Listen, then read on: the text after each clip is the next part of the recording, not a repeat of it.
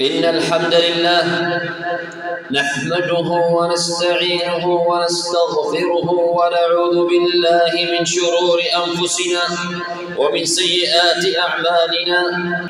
من يهده الله فلا مضل له ومن يضلل فلا هادي له، وأشهد أن لا إله إلا الله وحده ربي لا شريك له جل عن النظير والشبيه والمثيل. خلق فسوى وقدر فهدى وأخرج المرعى فجعله غثاء أحوى، وأشهد أن محمدا عبده ورسوله وصفيه وخليله صلى الله عليه وعلى آله وأصحابه وسلم تسليما كثيرا مزيدا إلى يوم الدين. يا أيها الناس اتقوا ربكم الذي خلقكم من نفس واحدة وخلق منها زوجها وبث منهما رجالا كثيرا ونساء، واتقوا الله الذي تساءلون به والأرحام إن الله كان عليكم رقيبا. يا أيها الذين آمنوا اتقوا الله وقولوا قولا سديدا يصلح لكم أعمالكم ويغفر لكم ذنوبكم، ومن يطع الله ورسوله فقد فاز فوزا عظيما. يا أيها الذين آمنوا اتقوا الله حق تقاته ولا تموتن إلا وأنتم مسلمون. أما بعد أيها السامعون عباد الله، فإن أصدق الحديث كتاب الله، وخير الهدي هدي محمد صلى الله عليه وسلم، وشر الأمور محدثاتها، وكل محدثة بدعة، وكل بدعة في الدين ضلالة، وكل ضلالة في النار. عباد الله، يقول المولى جل وعلا في محكم الذكر والتبيان: وإذا سألك عبادي عني فإني قريب أجيب دعوة الداعي إذا دعان فليستجيبوا لي وليؤمنوا بي لعلهم يرشدون. ويقول عز من قائل: أمن يجيب المضطر إذا دعاه ويكشف السوء. وقال تعالى: واسألوا الله من فضله. في صحيح الجامع من حديث النعمان بن بشير قال النبي صلى الله عليه وسلم: الدعاء هو العبادة. ثم تلا قوله تعالى: وقال ربكم ادعوني أستجب لكم إن الذين يستكبرون عن عبادتي سيدخلون جهنم داخرين. عباد الله، الدعاء هو العبادة، فإذا كانت العبادة غاية الحب مع غاية الذل فهذان سر الدعاء وبركته. الدعاء سر الحب والذل بين العبد والرب، الدعاء سر الجمال في العلاقة بين عبد ورب، الدعاء المناجاة النداء التضرع التملق. هكذا تكون الحياة، عبد فقير محتاج ورب كريم معط وهاب. وهذه شريعة الإسلام الكاملة، وهذا سر عظمة أمة النبي صلى الله عليه وسلم. وتأمل معي قول كعب رضي الله تعالى عنه، قال كعب الأحبار: أعطيت هذه الأمة ثلاثا لم تعطهن أمة قبلها إلا نبي. كان الله عز وجل إذا أرسل نبيا قال له: أنت شاهد على أمتك وجعلكم شهداء على الناس لتكونوا شهداء على الناس. وكان يقال له: ليس عليك في الدين من حرج. وقال لهذه الأمة: وما جعل عليكم في الدين من حرج. وكان يقال له: ادعوني أستجب لك. وقال لهذه الأمة: ادعوني أستجب لكم. أليس لك بعد ذلك أن تفخر وتسعد أنك من هذه الأمة المفضلة ومن أتباع هذه الشريعة المكملة؟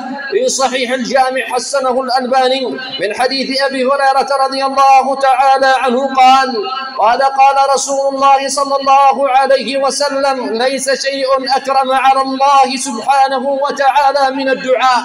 وقال عليه الصلاة والسلام: من لم يدع الله يغضب عليه.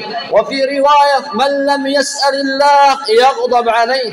وفي صحيح الترغيب صححه الألباني من حديث أبي هريرة رضي الله تعالى عنه قال رسول الله صلى الله عليه وسلم: أعجز الناس من عجز عن الدعاء، وأبخل الناس من بخل بالسلام. وفي صحيح ابن ماجه صححه الألباني من حديث سلمان الفارسي: إن ربكم حي كريم يستحي من عبده أن يرفع إليه يديه فيردهما صفرا خائبتين. سبحان الملك الوهاب الغفار القهار العزيز الجبار. سبحان الملك الله جل في علاه يستحي أن ترفع إليه يديك وتطلب منه ثم ترجع إليك يداك وليس فيهما خيرا، بل يضع فيهما الخير حياء منك رغم ذنوبك وتقصيرك وتفريطك ومعاصيك. سبحان الملك العزيز الوهاب الغفار التواب، سبحانه جل في علاه. الله جل جلاله يستحي أن يرد دعاءك أو أن يخذلك ويرفض طلبك إذا رفعت يديك وطلبت منه مهما كان حالك السابق معه. سبحان الملك. ألم تكن أنت أولى بهذا الحياء أن تستحي من ربك أن يراك على ما يغضبه ثم تمد يداك إليه سائلا من فضله وقد نجست يديك وجوارحك بالذنوب والمعاصي والآثام؟ أيها المسلمون عباد الله، الدعاء خير كله في الدنيا والآخرة. في صحيح الترغيب صححه الألباني من حديث أبي سعيد الخدري رضي الله تعالى عنه قال: ما من مسلم يدعو بدعوة ليس فيها إثم ولا قطيعة رحم إلا أعطاه الله بها إحدى ثلاث: إما أن يعجل له دعوته، وإما أن يدخرها له في الآخرة، وإما أن يصرف عنه من السوء مثلها. قالوا: إذن نكثر؟ قال: الله أكثر. أيها المسلمون عباد الله، فمن رحمة الله سبحانه وتعالى بعبده وهو الرحيم أن العبد يدعوه بحاجة من الدنيا، فإذا لم يؤته إياها عوضه الله سبحانه وتعالى خيرا منها، فإما أن يصرف عنه بذلك مصيبة أو يدخرها له في الآخرة أو يصرف عنه من السوء مثل ما طلب من الخير. ومن فقه هذا الحديث لم يمل أبدا ورب العزة والجلال من الدعاء، بل يكثر كما قال الصحابة ولا يستعجل تحقيق ما طلب، فإنه على يقين أن هذا الدعاء سيأتي عليه بالخير، وأن الخير ليس بالضرورة فيما دعا به، والله أعلم بما يصلح أمور العبد وهو الحكيم العليم. أيها المسلمون عباد الله، المداومة على الدعاء من أسباب إغاثتك بالكربات. في سنن الترمذي صححه الألباني من حديث أبي هريرة رضي الله تعالى عنه: من سره أن يستجيب الله له عند الشدائد والكرب بل يكثر الدعاء في الرخاء. فهي وصية النبي صلى الله عليه وسلم الجامعة لابن عباس رضي الله تعالى عنه وللمسلمين من بعده. قال له رسول الله صلى الله عليه وسلم: تعرف إلى الله في الرخاء يعرفك بالشدة.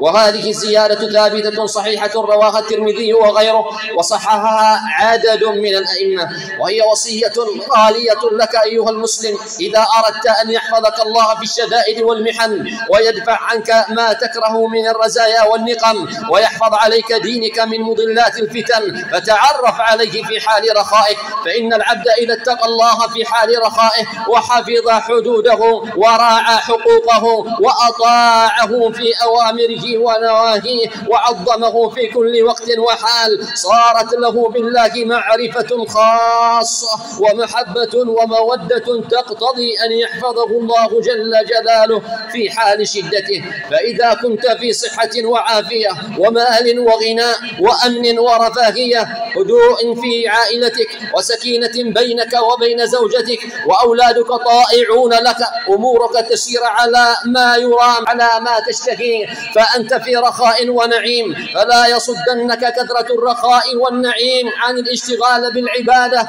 وكثرة الدعاء وتلاوة القرآن وكثرة الذكر والعمل الصالح. لا تكن كعبد السوء لا يعرف ربه إلا في حال الضر والحاجة والفقر والفاقة. لا تكن عبد سوء إذا مسه ضر دعا ربه منيبا إليه، ثم إذا خوله نعمة منه نسي ما كان يدعو إليه من قبل وجعل لله أندادا. عود نفسك اللجوء إلى الله قبل ساعات الاضطرار، فإن الناس كلهم يحسنون التوجه إليه في ضرائهم وعند حاجاتهم، حتى مشركو العرب وكفار العالم وملحد البشرية كلهم يحسنون ذلك. كما قال سبحانه وتعالى: فإذا ركبوا في الفلك دعوا الله مخلصين له الدين فلما نجاهم إلى البر إذا هم يشركون. عباد الله، إن البطولة ليست أن تذكر الله عند حاجتك وفاقتك وفي ضرائك ومحنتك، فهذا يحسنه كل أحد كما قلنا، وإنما البطولة كل البطولة أن تكون ذاكرا لله سبحانه وتعالى في سرائك، شاكرا لأنعمه، عاملا بمرضاته، قائما بحقه، سائرا على طريقه الذي رسمه لك. وأما الذين لا يعرفون ربهم إلا عند الشدائد وينسونه حال النعمة والعافية فقد نعى الله سبحانه وتعالى عليهم وذمهم كثيرا في كتابه، فقال عز من قائل: وإذا مس الإنسان ضر دعا ربه منيبا إليه ثم إذا خوله نعمة منه نسي ما كان يدعو إليه من قبل وجعل لله أندادا ليضل عن سبيله قل تمتع بكفرك قليلا إنك من أصحاب النار.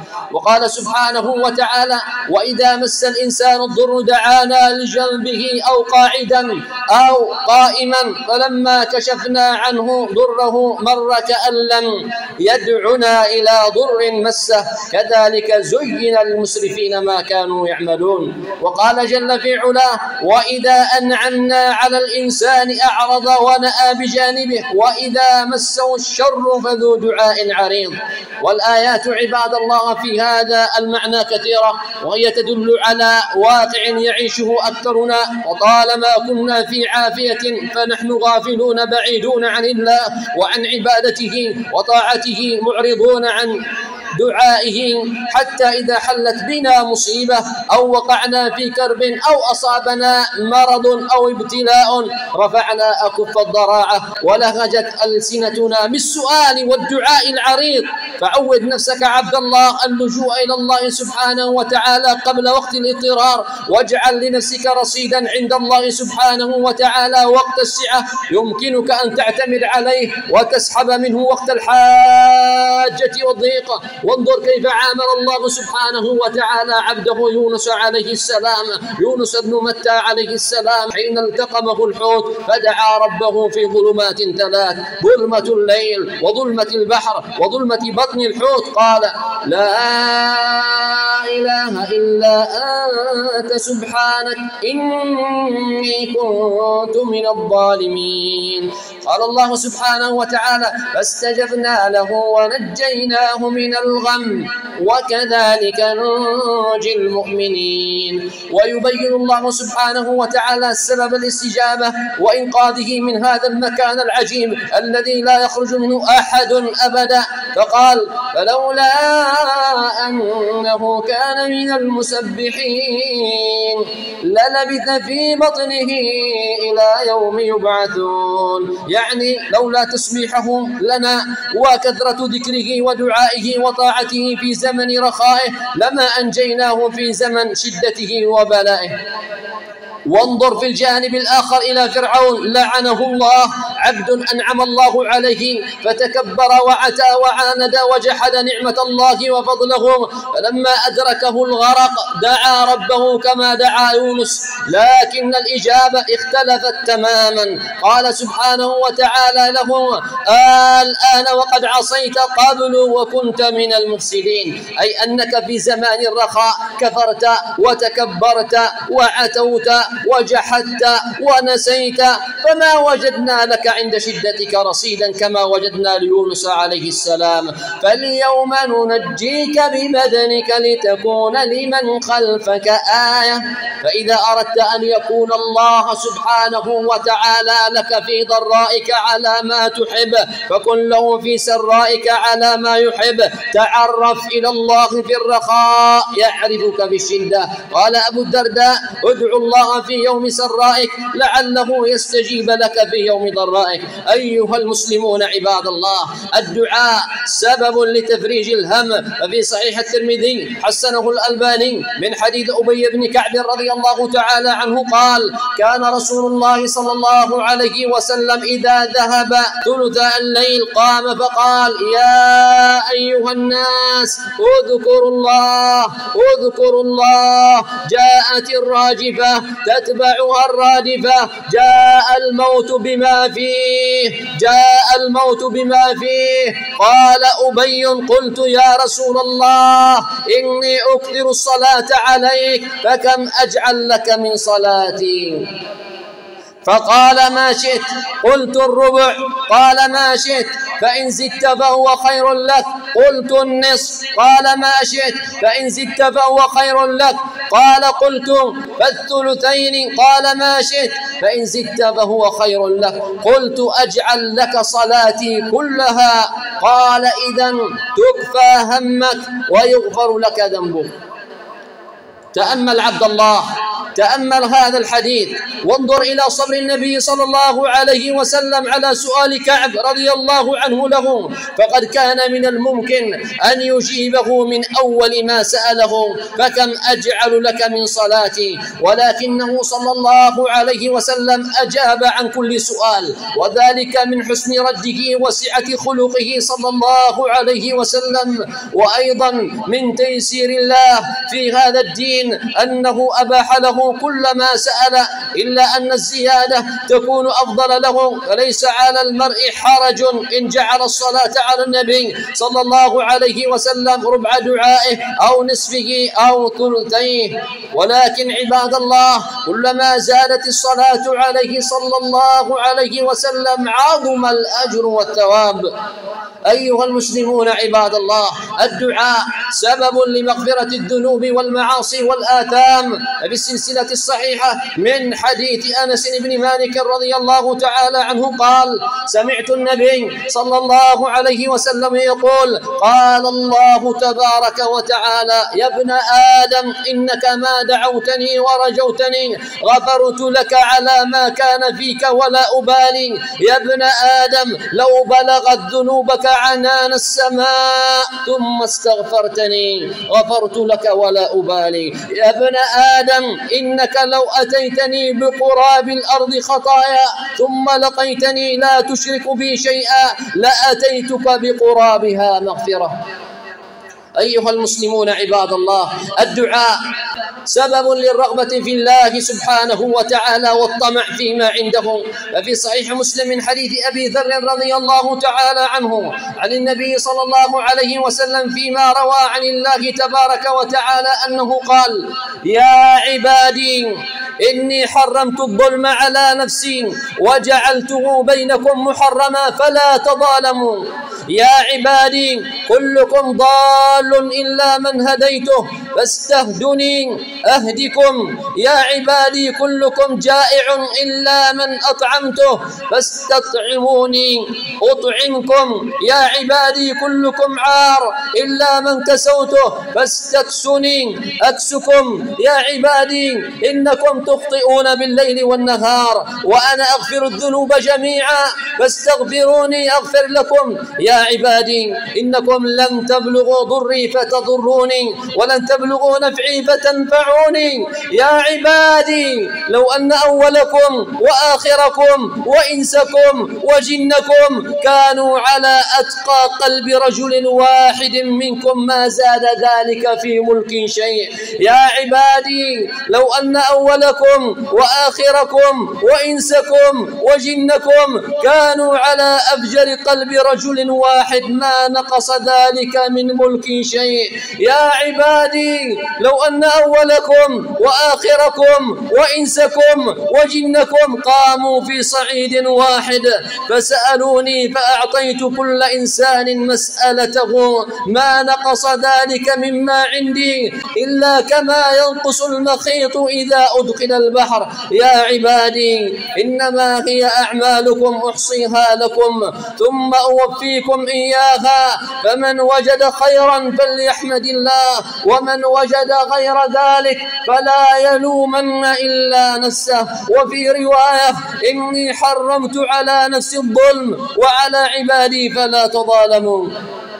أيها المسلمون عباد الله، الدعاء سبب لمعية الله. في صحيح مسلم من حديث أبي هريرة رضي الله تعالى عنه قال رسول الله صلى الله عليه وسلم فيما يرويه عن ربه أن الله سبحانه وتعالى قال: أنا عند ظن عبدي بي وأنا معه إذا دعاني، وفي رواية: وأنا معه إذا ذكرني. أيها المسلمون عباد الله، قال عبد الله رضي الله تعالى عنهما: أفضل العبادة الدعاء. وقال عمر بن الخطاب رضي الله تعالى عنه: أنا لا أحمل هم الإجابة ولكن أحمل هم الدعاء، فإذا ألهمت الدعاء فإن الإجابة معه. أيها المسلمون عباد الله، الدعاء سلاح المؤمن. قال ابن القيم رحمه الله تبارك وتعالى: وكذلك الدعاء فإنه من أقوى الأسباب في دفع المكروه وحصول المطلوب. وقال الفضيل بن عياض رحمه الله تبارك وتعالى: الدعاء سلاح المؤمن وعماد الدين ونور السماوات والأرض. وعن المعلى الوراق قال: كنا إذا دخلنا على حبيب أبي محمد قال: افتح جونة المسك وهات الترياق المجرب. قال: جونة المسك القرآن، والترياق المجرب الدعاء علاج. في الالتجاء إلى الدعاء مزيد فائدة ليست في التداوي بغيره لما فيه من الخضوع والتذلل للرب سبحانه وتعالى، بل منع الدعاء من جنس ترك الأعمال الصالحة اتكالا على ما قدر، فيلزم ترك العمل جملة ورد البلاء بالدعاء كرد السهم بالترس. والآيات والأذكار والتعوذات والدعوات التي يستشفى بها ويرقى بها هي نافعة شافية كافية، ولكن تستدعي قبول المريض وقوة الفاعل وتأثيره، فمتى تخلف الشفاء كان لضعف تأثير الفاعل أو لعدم قبول المحل أو لمانع قوي فيه يمنع أن ينجح فيه الدواء.